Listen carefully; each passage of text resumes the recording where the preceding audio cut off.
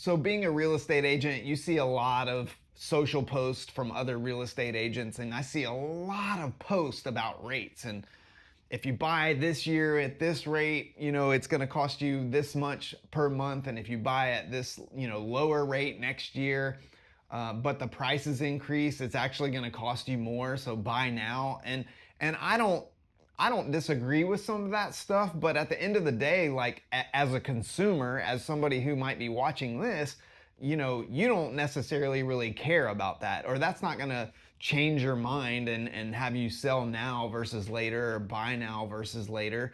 And the statistics here in Houston, Texas actually kind of show that. And so I want to run down that, and just kind of give you what's going on and what I think. And so in 2018 and 2019 here in Houston, we sold about 100,000 homes. It was a little bit lower in 18 and a little higher in 19, but let's just go with an average of 100. And then in 2020, when the pandemic hit, home sales rose to 115,000. And keep in mind, inventory went down. And so you started to feel that pinch, right? And then in 21, we sold 131,000 homes. And then in 22, that went down a bit to 117,000 homes.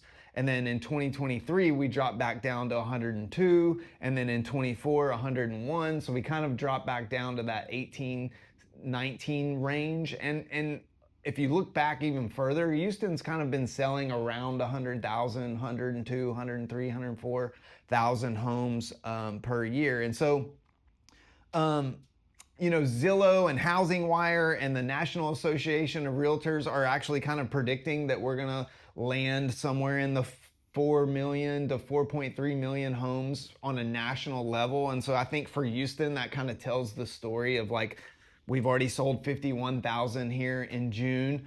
So we're kind of at that halfway mark, and we'll probably land there. And so the story really is that people are selling and people are buying. And in fact, more people are putting their houses on the market now than they ever have for the past 4 or 5 years.